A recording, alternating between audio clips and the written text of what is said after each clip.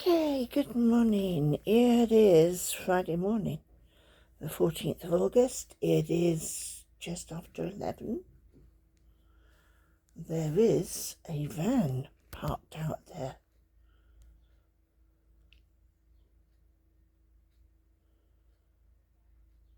It might be a van collecting people to take them to the day centre, I don't know.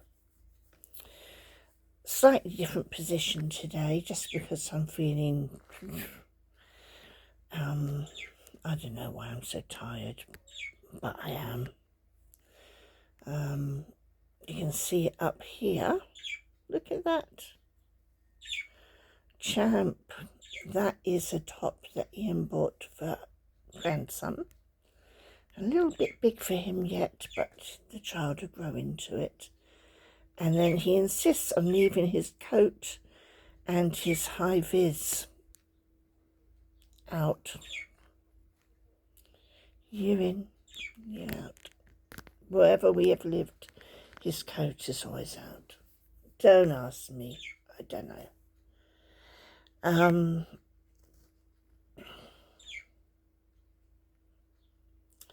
Yeah. There's stuff I wanted to talk about today, but I'm sort of thinking let's talk about it as I go through Mark chapters 5, 6, 7, 8, and then you can see what I think about things. And if that doesn't work out, then that's fine. Now, what did I say the time was? 10 to 11. Not so bad. Okay. Mark chapter 5, and in verse 3, I've highlighted, he lived among the tombs. Now, I know this is talking about the man who had the unclean spirit that lived among the tombs. But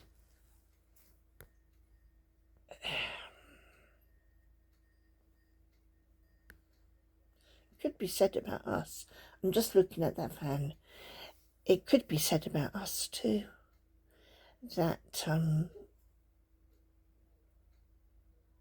we live among the tombs and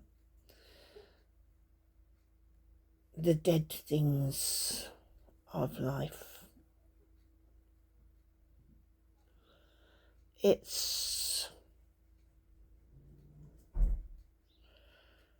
I'm not really making much sense with my words today, but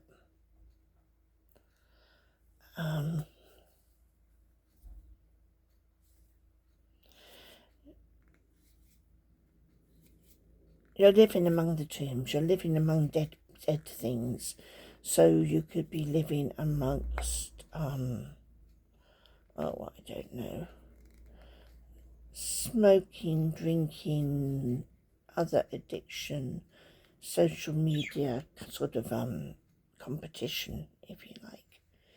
They're trying to keep up with the Joneses type of thing. It's generally not doing God's will, God's bidding. And that could be that you're living among the tombs. It's just me going off on one of my tangents. And then, of course, Jesus healed the man and cast out the unclean spirit, who was this. Jesus asked him, "What is your name?" And the spirit replied, "My name is Legion, for we are many." And Jesus sent them into a great herd of pigs who rushed down the hillside, over the cliff, and drowned in the sea. And there were about 2,000 of these pigs. So many, many, many unclean spirits.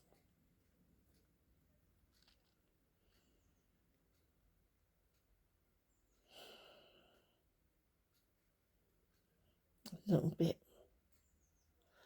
alarming, isn't it? That so many spirits, unclean spirits, could live within one person. Anywho,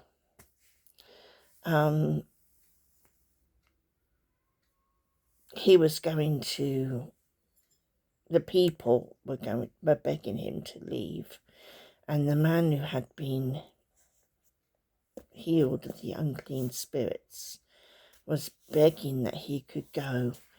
But Jesus said to him, he didn't permit him to, and he said to him, go home to your friends and tell them how much the Lord has done for you and how he has had mercy on you.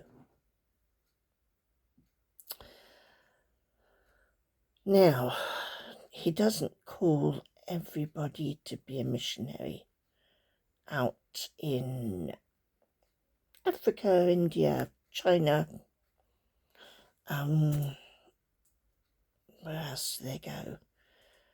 The Native Americans on their reservations. Oh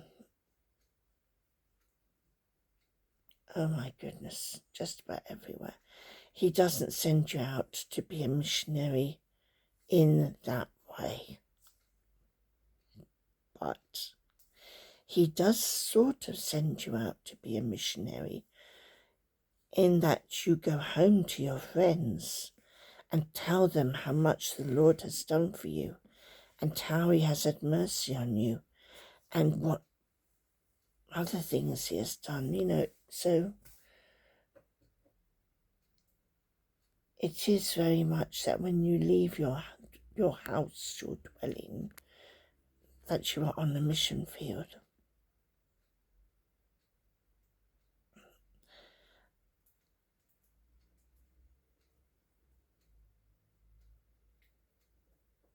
It just proves again that God can use even the smallest little person, even the most unlearned person, to bring glory to him, because if you're telling about Jesus and people are hearing about him and accepting what they hear, you're bringing him glory. Okay. The next part of chapter 5 was when we've already had the story of Jairus' daughter and the lady who had the issue of blood, who touched the fringe of his garment. We've already had that story in Matthew.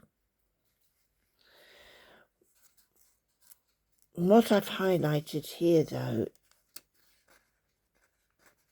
is perhaps a little different. He actually said to her, Talitha Kumi, which means, little girl, I say to you, arise.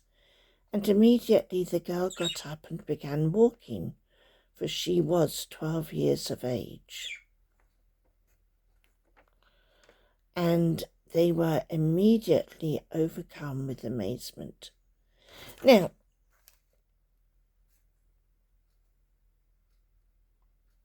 I'm trying to think of my words. It was a synagogue leader, ruler of the synagogue, Jairus, who came and asked Jesus to heal his daughter. And he said, my little daughter is at the point of death.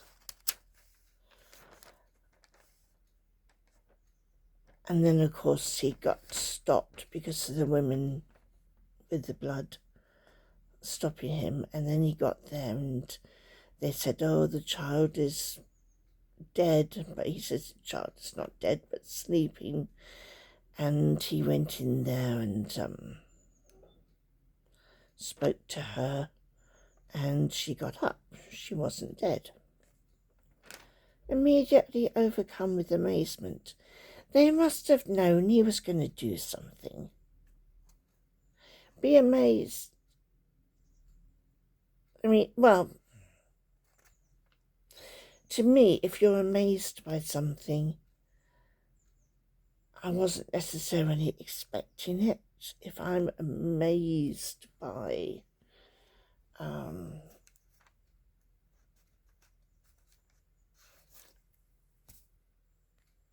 I don't know. It just seems to me that they were amazed and surprised. And they shouldn't have been. He was going to do something anyway. If they had asked him to go, they knew he was going to do something.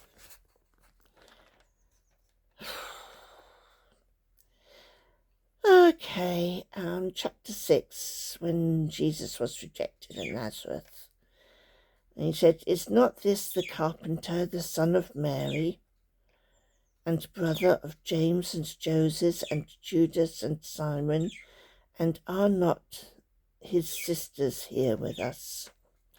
Now, I've highlighted that because Joseph wasn't mentioned. So, do we therefore assume that Joseph had died? He could well have done. And also, I highlighted it because it listed his brothers and said he had sisters. So he was from wasn't from a large family. He was from... It's nice to know he had brothers and sisters who weren't his brothers and sisters. Oh, do you know, I'm tired. My brain is not working. Do you know what I'm trying to say? Good. Okay. He sent out the 12 apostles, charged them to take nothing for their journey except a staff.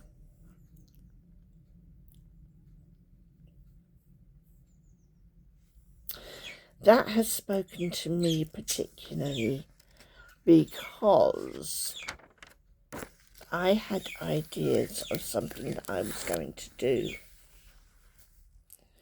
which needed a little bit of money, just a little bit of money.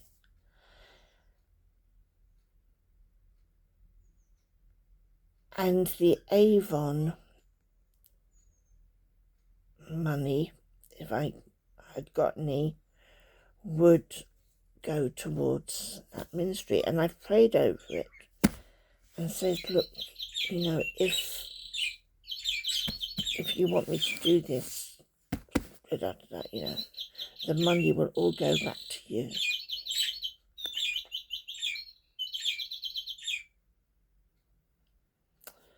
I got no orders so far. I've put the books out, no orders. So maybe that's not what God wants me to do. Maybe I'd be treating that as my second tunic. Maybe he wants me to go out and all I've got is my walking stick. It's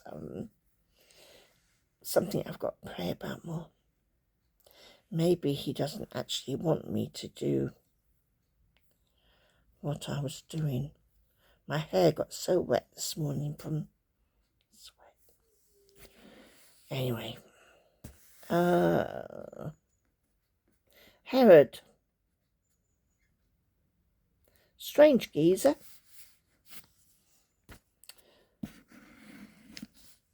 He didn't particularly like John the Baptist, because John the Baptist was calling him out because he was sleeping with his brother's wife, already married her. But he was greatly perplexed by John, and yet he heard him gladly. Just an amusement? Don't know. But then, of course,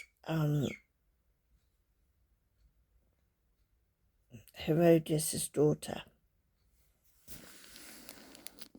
came in and danced, and he was overtaken with a bit of, well, lust, I suppose, and said, I'll give you anything you want, even up to half of my kingdom. And the girl, she's probably only a young teenager, went and asked mother, and Herodias said, you asked for the head of John the Baptist on a platter. And that's what she got, but the king was exceedingly sorry. It says so in here. And the king was exceedingly sorry, but because of his oaths and his guests, he did not want to break his word to her. So that was when John the Baptist died.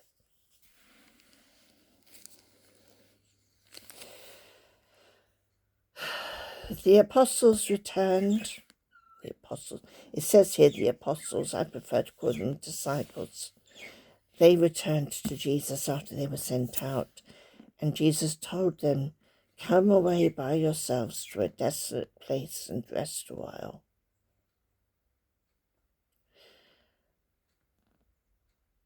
That keeps coming to me, that you need to step back from your world that you are in and just stop and pray and rest a bit.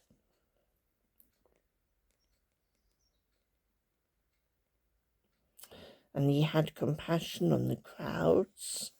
And again, this is a story of the feeding of the 5,000.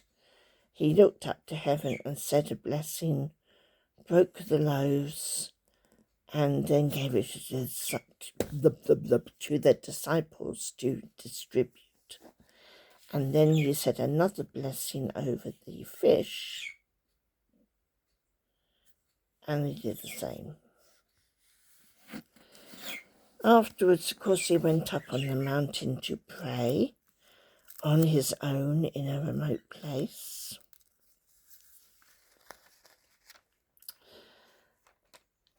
And this is where we have the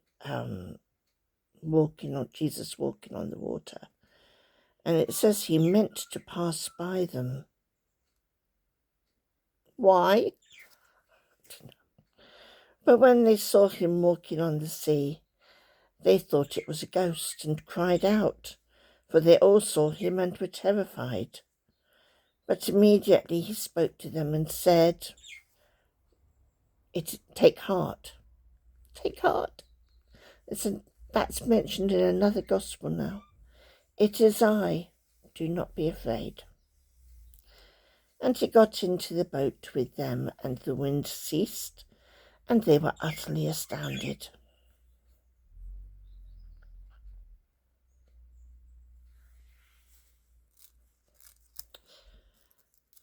I think I would be pretty woohoo if I was in the middle of a storm and Jesus just stopped it.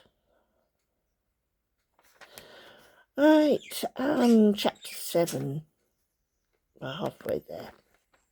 It's not going to be, 18 minutes so far. So chapter 7. Well did Isaiah prophesy of you hypocrites, talking to the Pharisees and scribes. As it is written, the people honours me with their lips. This people honours me with their lips, but their heart is far from me. In vain do they worship me, teaching as doctrines the commandments of men. You leave the commandment of God and hold to the tradition of men.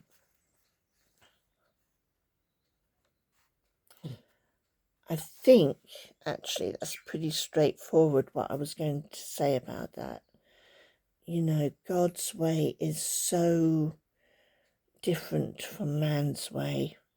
It's like that fish, which goes and turns around to a complete 180 and is going a different direction because he's with God, that fish, that human being.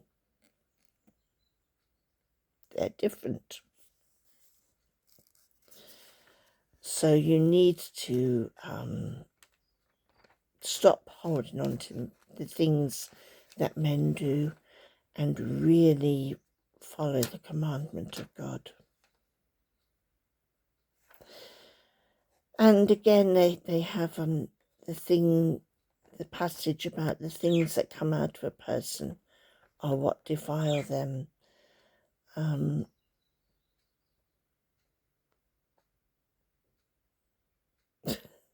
Do you not see that whatever goes into a person from outside cannot defile him, since it enters not his heart, but his stomach, and is expelled?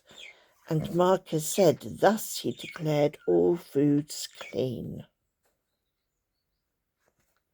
I think they had quite a lot of dietary restrictions back then, but anyway. For from within, out of the heart of man, come evil thoughts, sexual immorality, theft, murder, adultery, coveting, wickedness, deceit, sensuality, slander.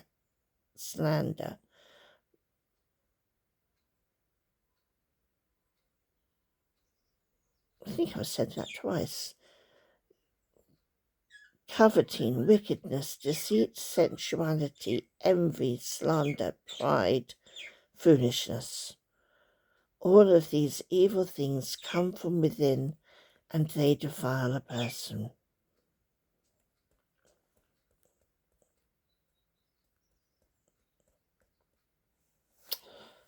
I think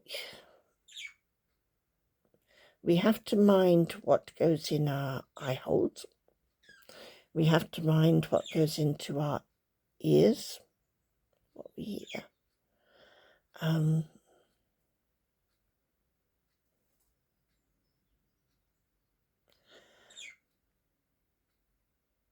it's very quickly, whatever you see, whatever you hear, is very quickly, it will make its way to your heart.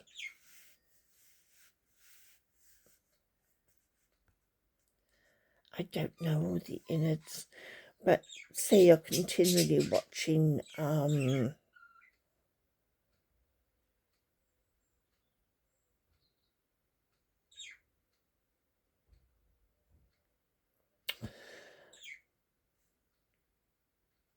murder mysteries, pornography, films with bad language, and you're watching all of these things. Or, for example, your friends have all got pretty nasty tongues on them, or they are going off and trying to burgle or shoplift, all the rest of it. You're going to end up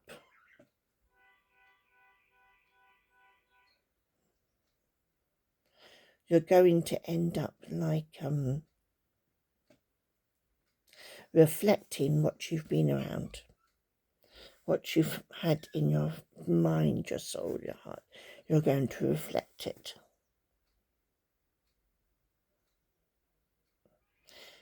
I remember when we were, my leg's bothering me, in school, we had a Christian union, and this man came to speak to us. He was actually the youth leader at church, and he had one of us stand on a chair, and he said, the one who's on the chair is the Christian. And he said, I want you to pull somebody up onto that chair, and you people at the bottom need to try and get her off. So we were pulling at her, and she was pulling at us, trying to get us up. And of course, she couldn't pull anybody up. There was more of us, and she was brought down. Now,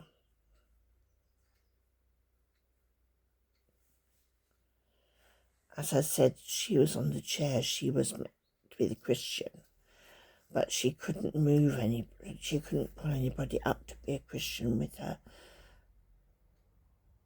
because they had more ability to pull her down than she had to pull anybody up. Are you with me? I'm sorry, this is not making much sense today. I know what I'm talking about in my head.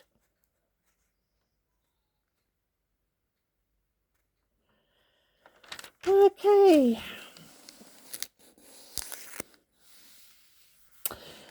I noticed in chapter 7 and 8 that Jesus is a sire. Not the Messiah, but a sire. In verse, 34, I think it is, of chapter 7, he sighed and said to him, the man who was deaf and couldn't speak, Ephphatha, that is, be opened. And his ears were opened, his tongue was released, he spoke plainly. So he sighed, and the people were astonished, saying, he has done all things well.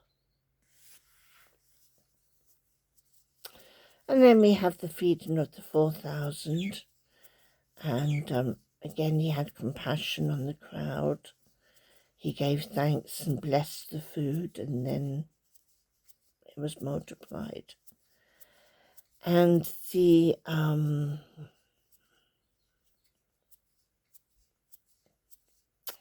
Pharisees wanted a sign from heaven, and he sighed deeply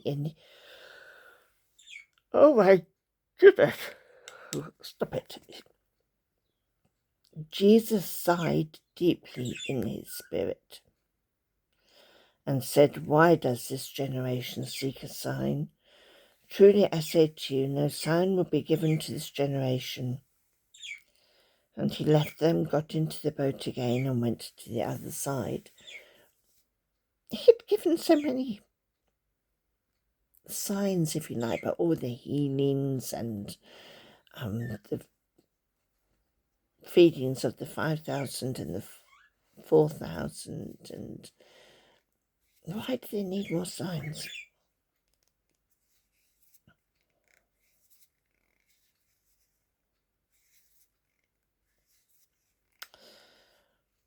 Okay.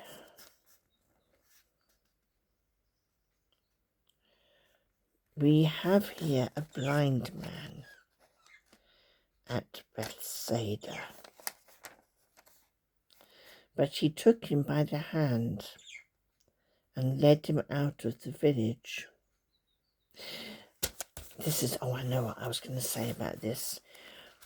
When he had spit on his eyes and laid his hands on him, he asked him, do you see anything?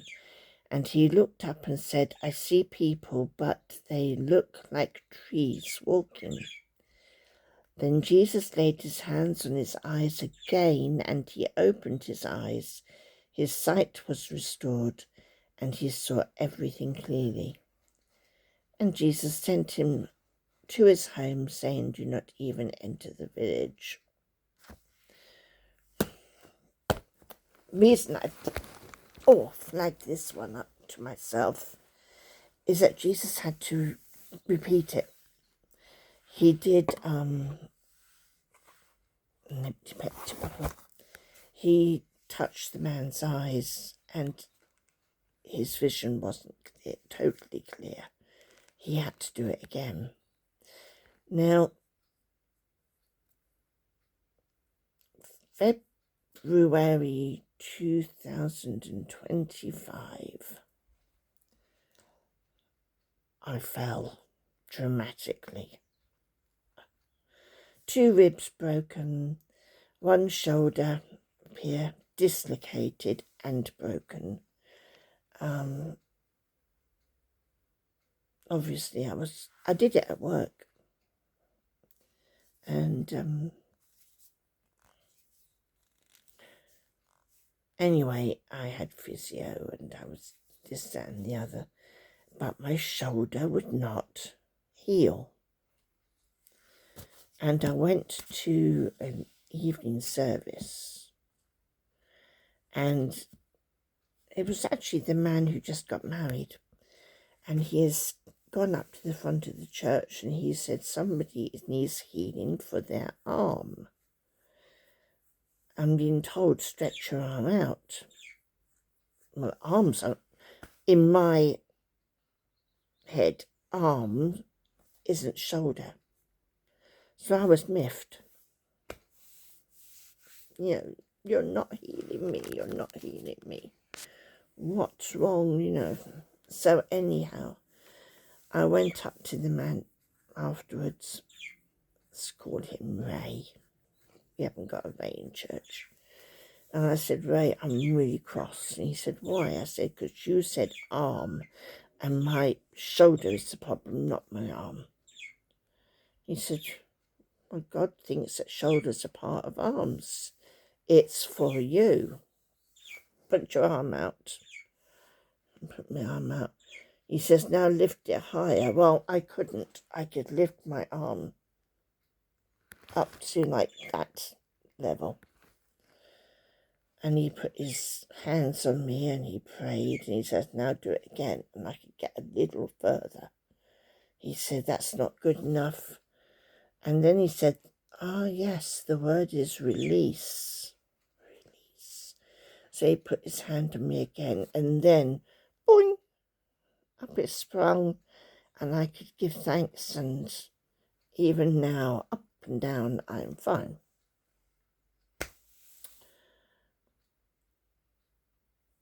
And the reason I mentioned that is because Jesus, do you see anything? And he looked up and said, I see people, but they look like trees walking. Then Jesus laid his hands on him again. So it's just goes to prove, in my little mind,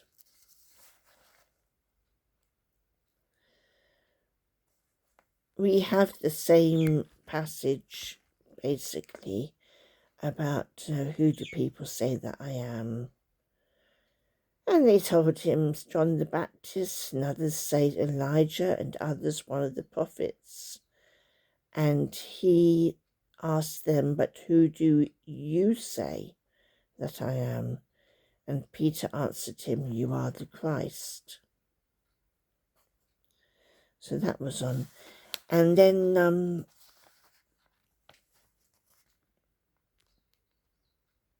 if anyone would come after me, let him deny himself and take up his cross and follow me. For whoever would save his life will lose it, but whoever loses his life for my sake and the gospel's will save it. For what does it profit a man to gain the whole world and forfeit his soul? For what can a man give in return for his soul? For whoever is ashamed of me and of my words, in this adulterous and sinful generation, of him will the Son of Man be ashamed, when he comes in the glory of his Father with the holy angels.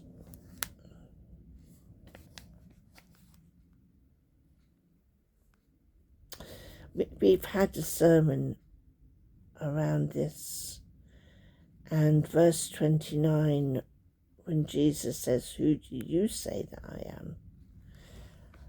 The question in the notes is, who do I say that Jesus is?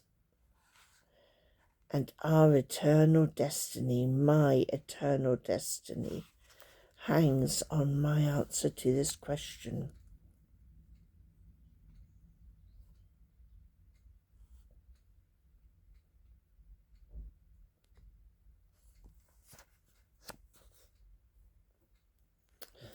I say Jesus is God's Son.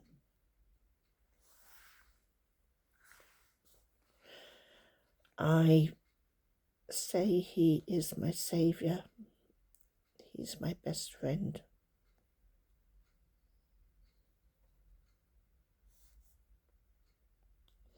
He is the Lord of Lords, the King of Kings.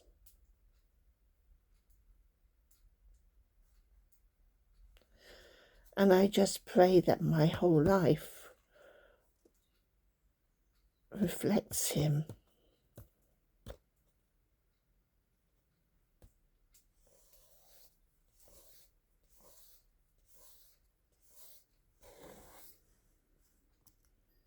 I'm feeling all teary.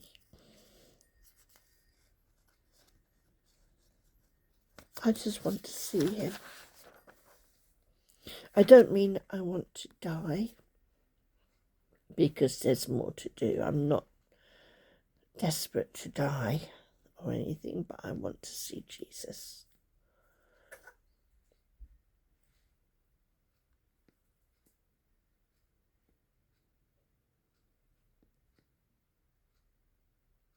There's a verse, isn't there? Was it open my eyes, Lord? And to teach me to listen.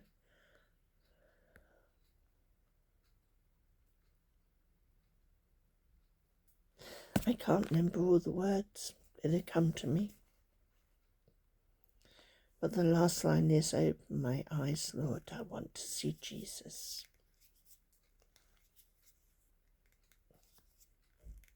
I want to see him.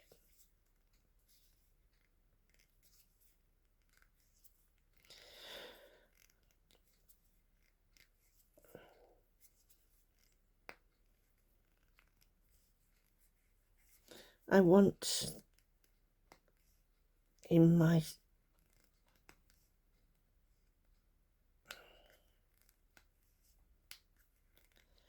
in my inability to do lots of things. I just pray that somebody somewhere will come to Jesus today. I don't care if it's because of my videos or somebody else's videos, or because of their friend going for coffee with them or something. Just pray for one person at least to be saved today.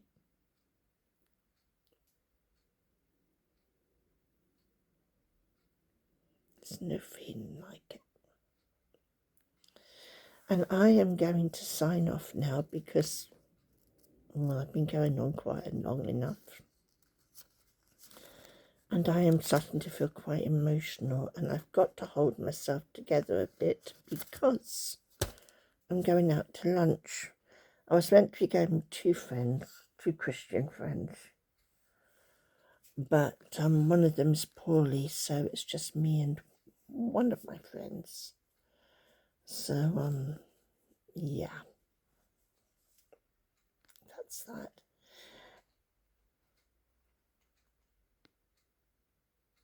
I don't know if I'll be on tomorrow or Sunday because, well, it's a busy time. So, I'll continue reading, and if I'm not on, then I'll talk to you all on Monday. And I promise I won't be so tired then. And I promise that I'll be able to speak properly without going weepy.